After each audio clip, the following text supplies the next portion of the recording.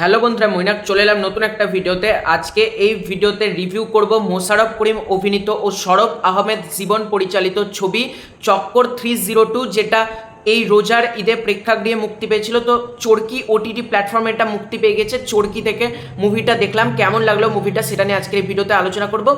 দেখো, এই মুভিটা হচ্ছে একটা সরকারি অনুদানপ্রাপ্ত সিনেমা।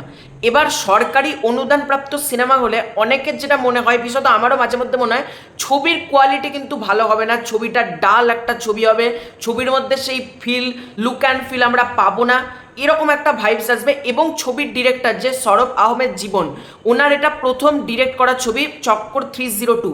সুতরাং অনেকের মধ্যে একটা নেগেটিভিটি আসবে যে নতুন ডিরেক্টর প্লাস সরকারি অনুদান, ছবিটা ভালো হবে না। কিন্তু আলটিমেটলি ছবিটা কেমন হলো? ছবিটা কোথাও গিয়ে তোমাকে মনে হবে না এটা একটা সরকারি অনুদানপ্রাপ্ত ছবি।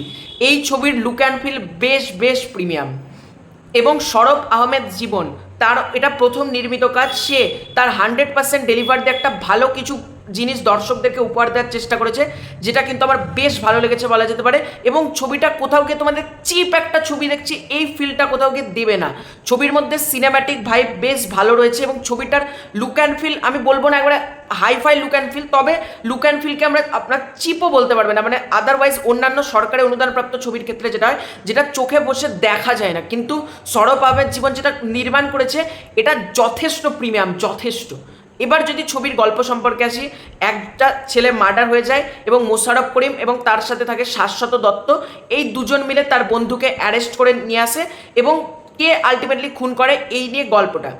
এখানে ছবির প্রথম পজিটিভ পয়েন্ট হলো প্রত্যেকের পারফরমেন্স। এখানে ইন্তেখাব দিনার রয়েছে, মৌসুমী নাগ রয়েছে, মোশাররফ করিম রয়েছে, শাশ্বত দত্ত রয়েছে এবং একটা সিনে আমরা জাহিদ ইসলাম দাদাকে দেখতে পাই, অনেকে রয়েছে।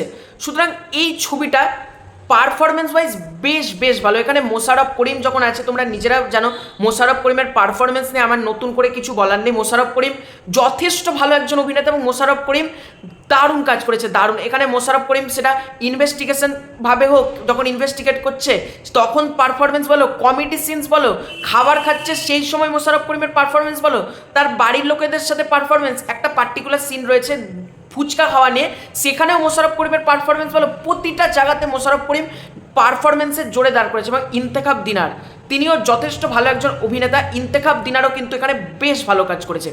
এই ছবির গানগুলো কিন্তু অহেতুক হুটহাট করে কিন্তু ছবির মধ্যে আসে না। যখন গানগুলো আসে ছবির প্রয়োজনেই কিন্তু গানগুলো আসে। যেমন কাউয়াই কমলা খাইতে জানে না, এই গানটা আমাকে দারুণ মজা দিয়েছে, এটুকু বলতে পারি। মানে একটা গান আমার দারুণ লেগেছে, কাউয়াই কমলা খাইতে জানে না, এই গানটা আমার দারুণ লেগেছে।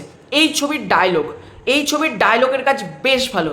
এবং একজনের কথা না বললেই না, সুমন আনোয়ার এই ছবিতে এমন অভিনয় করেছে না, কোথাও গিয়ে মনে হবে না সুমন আনোয়ার অভিনয় করছে।